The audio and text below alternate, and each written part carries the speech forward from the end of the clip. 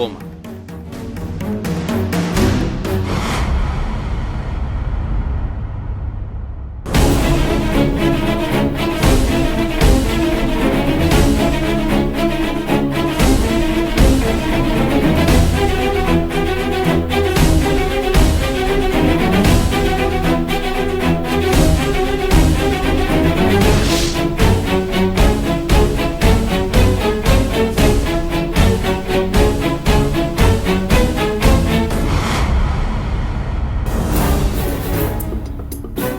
கௌரி, நீ செய்யறது உனக்கே நியாயமா இருக்கா?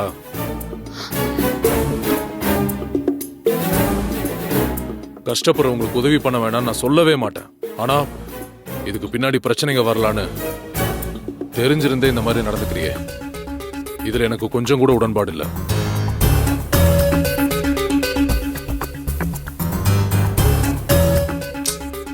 டேய், நானும் அப்படித்தாண்டா யோசிச்சேன்.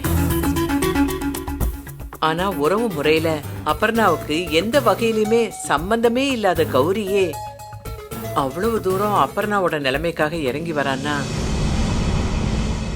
இத பார்க்கும்போது நாம ரத்த சொந்தம்டா. எப்படிடா விட முடியும் சொல்லு?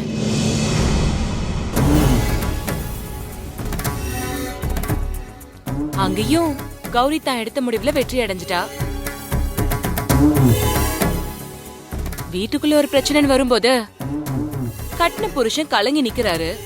ஆனா அத பத்தி எனக்கு என்ன கவலைங்கிற மாதிரி தன்னை நியாயமானவளா காட்டிக்கிறதுக்காக எவ்வளோ கஷ்டப்படுறா. நீங்க குறுக்க புகுந்து புது கதை பண்ண துடிக்காதீங்க.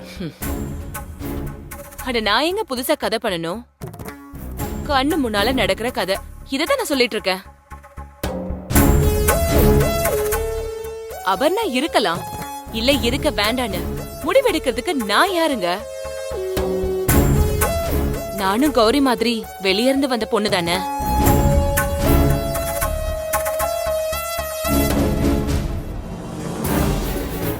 அதாவது கௌரி மாதிரி சகல சௌபாக்கியங்களோட இல்ல. எந்த முடிவு வேணாலும் தானே எடுக்கலாம். எடுத்த முடிவுல விலகாம இருக்கலாம். இங்க யாரும் ஒண்ணும் சொல்ல போறதில்ல. தாமரை, ஏன் இப்ப ஒரு மாதிரியா பேசிட்டு இருக்க? உனக்கும் இந்த வீட்டுல எல்லா உரிமையும் இருக்குமா? நீ குத்தி காட்டி பேசுற அளவுக்கு நாங்க யாருமே இங்க பாகுபாடு பாக்குறது இல்லம்மா. அபர்ணாவை கூட்டிட்டு வந்தது எனக்கு பிடிக்கலதான். ஆனா அது நான் யோசிக்காம எடுத்த முடிவு.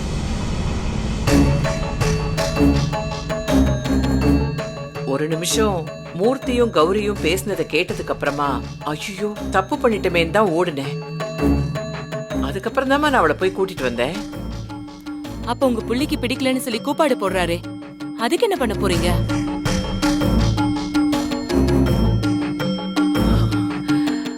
அவன் புரிஞ்சுப்பாம்மா.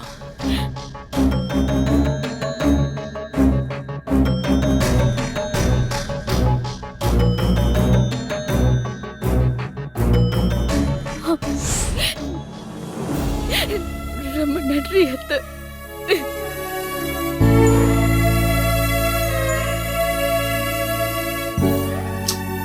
போ.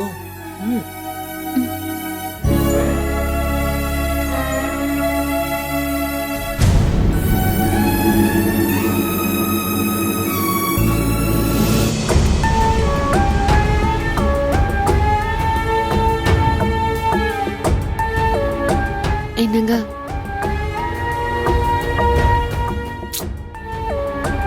நான் செஞ்சது தப்பா? அதை செய்யறதுக்கு முந்தைய அபிப்பிராயம் கேட்கணும். ஏங்க, அதுக்கு அவசியம் அமையல.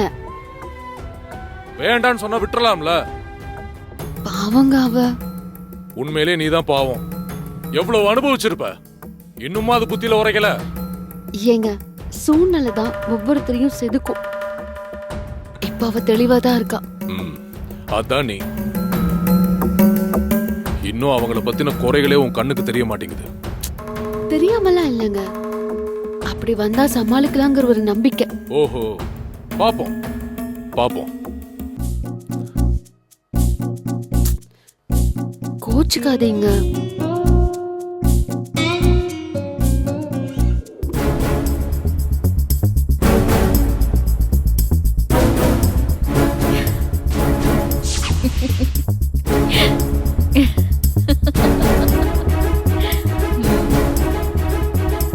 எப்படியோ கொண்டு வந்துட்டேன்.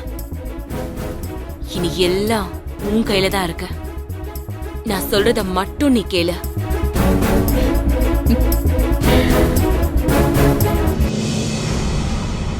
அம்மா,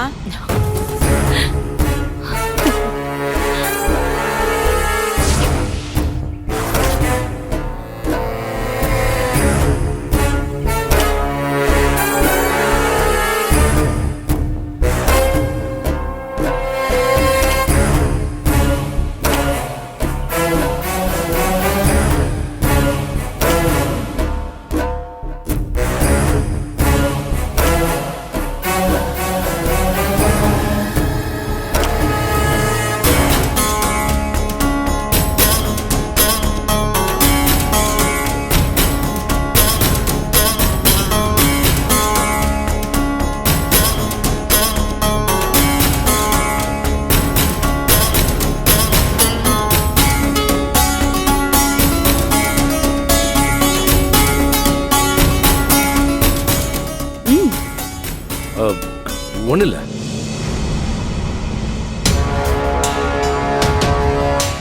இல்லையே, ஏதோ கேட்கணும்னு யோசிக்கிறீங்க. பரவாயில்லையே, சும்மா பார்த்தாலே புரிஞ்சுக்கிற அளவுக்கு என்னை பத்தி தெரிஞ்சு வச்சிருக்க. பாராட்டுனதெல்லாம் போதும் போதும். சரி, நீங்க கேட்க வந்ததை கேளுங்க. இல்ல, இந்த அபர்ணா எப்படி தன்னால வந்தாளா, இல்ல அதுக்கு பின்னாடி ஒரு கதை இருக்கா?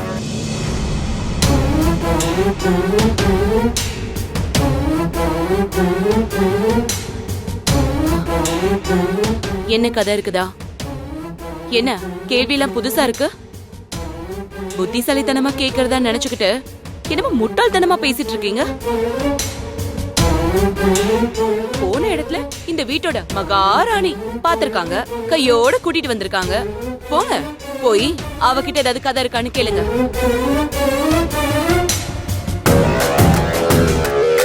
எவ்வளவோ பிரச்சனைகள் நம்மள சுத்தி நடந்துட்டு இருக்கு. அத பத்தி எந்த கவலையும் இல்ல. ஆனா அபர்ணா இந்த வீட்டு பொண்ணு. அவ திரும்பி வந்தது உங்களுக்கு தலையாய பிரச்சனையா? நான் கேட்ட ஒரு கேள்விக்கு இவ்வளவு பதில். போதும், ஆளை விடு. என்ன கோவமா? உன்கிட்டயா? எனக்கா?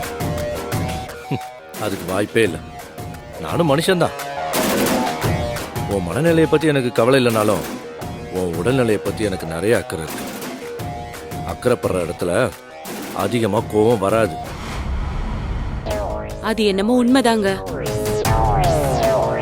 இந்த வீட்ல எல்லாருக்கும் எல்லாத்துலயும் ஓவர் அக்கறை இருக்கிறதுனால அவ வீட்டை விட்டு ஓடி போனதுக்கு அப்புறம் கூட யாருக்கும் அவன் மேல கோவமே வரல. கோவம் வந்தா என்ன, வரலனா என்ன, நான் நினைச்ச மாதிரி அவ இந்த வீட்டுக்கு மருமகளா நுழையல, அது போதும். ஒரு வகையில அத்தைக்கு தாங்க நன்றி சொல்லணும். இந்த திரைப்படத்தை முழுமையாக கண்டு மகிழ உடனே டவுன்லோட் செய்யுங்கள் Raj digital TV OTT app. வருடத்திற்கு வெறும் 299 ரூபாய் மட்டும்.